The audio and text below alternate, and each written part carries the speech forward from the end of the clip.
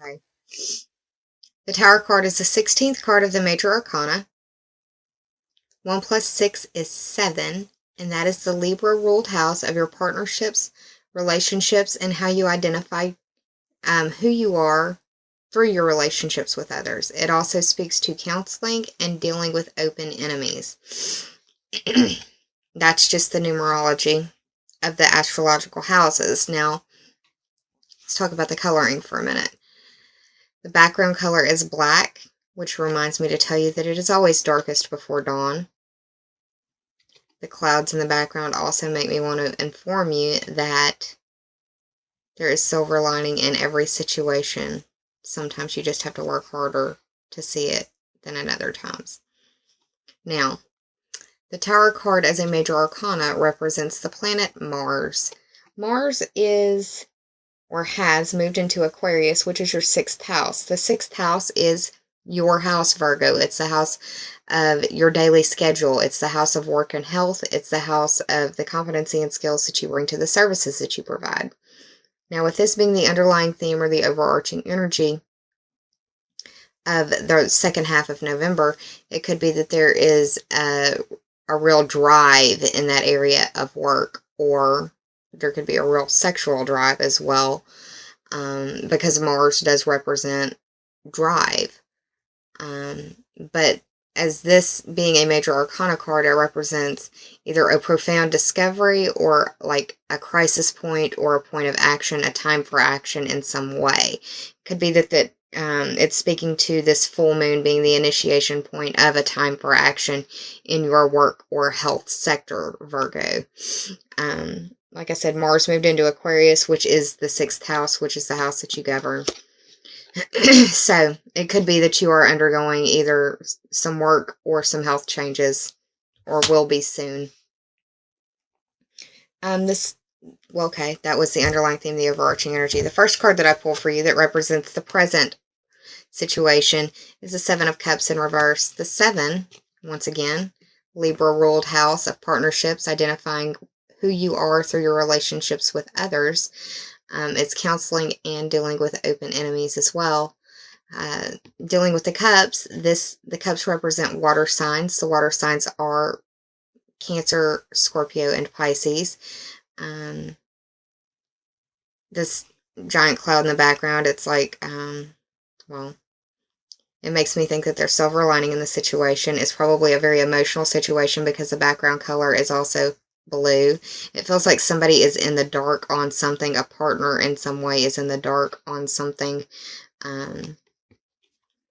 This is really counting your chickens before your eggs hatch. All of these things. It's also wishing and wanting for more than what you need to, or constantly wanting things is another way that I can see this. Having too many options, not knowing what you want, not knowing, or not being careful for what you wish for is another way that this card can play out as well. The fact that it's in reverse, it seems like things that you were hoping for, wishing for, dreaming for aren't exactly grounded yet, and the fact that it's in the reverse, it's like it could all just be going away. It could be dealing with a work partnership, possibly with a water sign, just because of what I'm seeing in this card. But that's the present situation. The second card that I pulled for you represents the past, and this is trying to decide between at least 2 options. Part of it may have involved traveling because this guy is checking out a globe right here. The 2 represents the Taurus ruled house of your money, values, self-esteem, earning ability. It's where the full moon is occurring in Taurus. For you, that's your 9th house. And it's funny because the 9th house covers long distance trips, and he's got a globe in his hand right there. It's just so funny how the symbology works out. The wands represent fire sign energy. The fire signs are Aries, Leo, and Sagittarius. The Sagittarius ruled house, or the Sagittarius house is the 9th house, and that's the house of long-distance trips, adventure, higher education, philosophy, religion, astrology, legal system matters, politics, the study of foreign languages. Also covers foreign people, foreign places, and foreign things.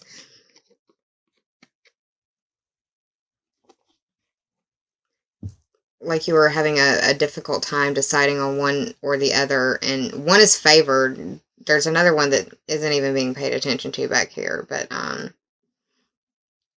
also see the wands always as a phallic symbol. Just, that's what it looks like to me.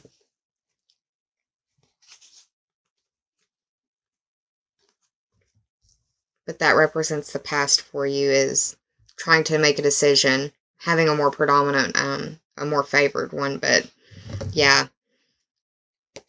The next card that I pulled for you, this is the obstacle card. This is the Five of Cups in reverse, and the Five of Cups for me, well, the 5 represents the Leo ruled house of your children, your pleasure, your social life, your creations, creative ability, creative pursuits, creative endeavors. Also the house of romance, dating, and it's where you make your babies. The Five of Cups, for me, I saw myself in this card for so long. Being upset about everything that I'd lost in the house fire, not being thankful for my health and my life and the fact that I was still here, you know, those types of things. In the reverse, it could be that you may have sustained some sort of loss in some way that really has made you reevaluate things. The obstacle here is that you can't get over what you've lost, and you're not paying attention to what you have that could be right in front of you if you would just turn around and pay attention to it. Kind of like this. If you would just turn around and pay attention to it, you know what I mean? Because there's 2 cups right here. But this is also a grief card in reverse. It could be that you are dealing with a situation, possibly with a water sign. Water signs are Cancer, Scorpio, and Pisces, where the grief is sustained and prolonged in some way. And that's the obstacle. It's getting past that situation that caused the trauma, that caused the grief, that caused the hang-up. The help in the situation, and it doesn't look like it would be much help, but we'll see what I get. The help in the situation is the Death card. Now, with the Tower and the Death card, people are probably going to be freaking out. Don't freak out. These are pictures on cards that can be broken down into many different things. Okay? Alright, the Death card is the 8th card of the Major Arcana. The 8 represents the Scorpio-ruled house of life, death, and rebirth. It covers your instincts. It covers your sexuality. It covers regeneration, transformation, and metamorphosis. It also covers other people's money. That's the 8th house, the numerology up here. The Death card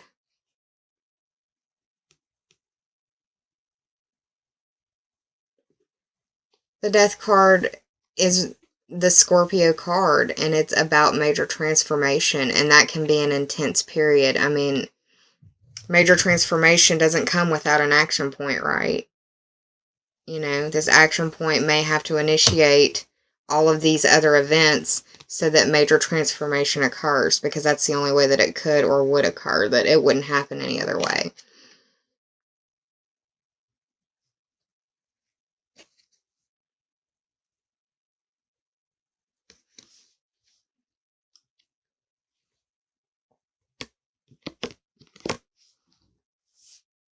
The sun is in Scorpio right now. That is the 3rd house for you, Virgo. That's your transportation, communication, short distance journeys, siblings, cousins, and neighbors.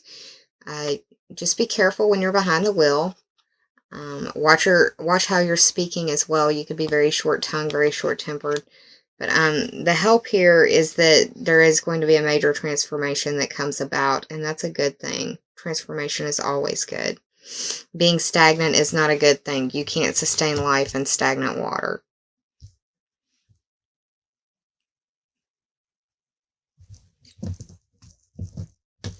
The final card that I received for you, and this is the possible outcome, is the King of Wands. And this guy is brave. He's courageous. He's strong. He's powerful. He's very willful. He's ready to get up and fight if he needs to. And he knows how to.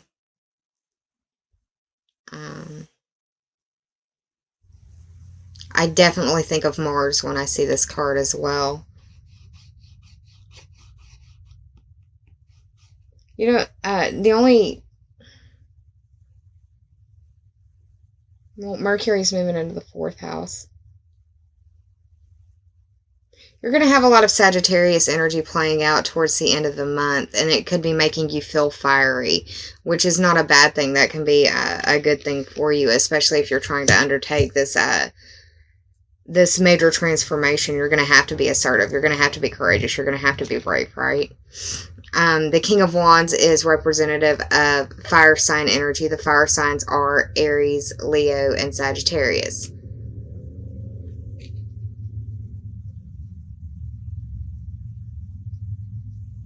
I apologize for the background noise. It's the weekend, and there are people who enjoy their motorcycles and the way that they sound when they echo through where I live. So they take particular pride in revving their engines. So I apologize. But the King of Wands is someone who is ready to stand up for themselves and ready to stand up for others if need be. And that's not a bad thing to be, Virgo. Now, I did the tarot math on this, added it all up, and it came to 38. 3 plus 8 is 11. And that is that's the house of Aquarius, and that's where Mars just moved into. Aquarius rules the 11th house, but for your chart, it's different. Aquarius, the house of Aquarius it governs the internet. It covers your friends. It covers the groups, the memberships, associations, and teams that you may be part of. It covers your future wishes, goals, and bucket list type dreams and those things. So yeah, this could also speak to the Aquarius part of you as well, going on the tarot math that I just pulled out for you. So let's move over to the Oracle cards, because you got some interesting stuff there that kind of speaks to what's going on here.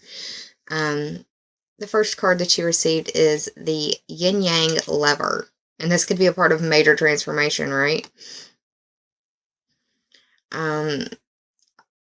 We just got finished having 11/11, which many people would consider to be the twin flame day. If you know what that is, great. If you don't, I'm not going to go into deep explanation on it, because I think that that's a topic that's talked about too much on YouTube, personally. I can't help but notice this full moon in the background, and we're right on the cusp of it being time for this full supermoon in Taurus to occur. The 8 speaks to the Scorpio. Scorpio ruled house of life, death, rebirth, transformation, sexuality, with the yin yang lever. See, don't freak out every time you see those cards. It could mean many different things. But yeah, and also other people's money. This card in this deck, what it means to me when I see it is that what you're seeking is seeking you, kind of like law of attraction, power of attraction type thing. That you are powerfully attractive right now. And that it's only a matter of time of whatever it is that you are attracting will be there at your feet, really. It seems as though you're in a powerful point of manifestation. Deep, deep transformation. What are you attracting? That's a good question to ask you to help stimulate some growth for you. What are you attracting, Virgo? Think about it.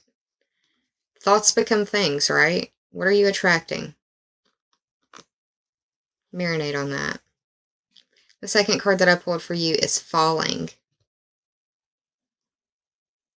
This is the 14th card of the Journey of Love Oracle deck by Alana Fairchild. 1 plus 4 is 5, and that speaks to the Leo ruled house of creation, of your pleasure, of your social life, of your children, of romance, and where you fall in love and where you create your children.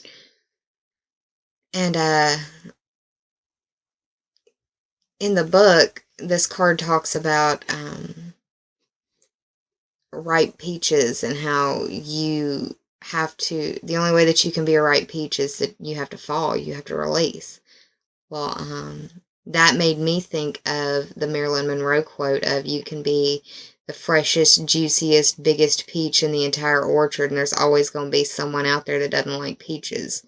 So keep that in mind. Yes, you have to let go, you have to fall, you have to trust, but understand that even when you do all of that, you know, sometimes it's just not going to be somebody's preference. But this card represents to me that you are being invited into a divine union, and this union can be with a lover. Not for everyone, y'all. Don't go out there and be like, oh, well, she said. No. And you'll know. You'll be, I mean, you're an earth sign. You're very analytical. You've thought about this. You've thought about it a lot. Whatever it is that you're going through. You're very decisive as a sign. So, but you're being invited to this divine union. It could be a friendship, it could be a business partnership, it could just be a relationship that is only there to teach you a lesson. But regardless, now is the time to trust in that, because you need this lesson, you need this union, you need this partnership. It's for your betterment. It's going to initiate an action point for you that's going to create divine transformation in your world. And that this union is going to facilitate the path needed for your destiny. It is a time for you to trust. It's safe for you to trust. That you need to take a leap of faith and fall into the protected arms of love, and fall into the protected arms of grace, fall into the protected arms of this divine union and the plans that y'all are going to bring forth. So yeah, Virgo, that's what's going on for November. If you enjoyed this reading, and I hope you did, please like, share, and subscribe. And if you already have, I thank you from the bottom of my very grateful heart.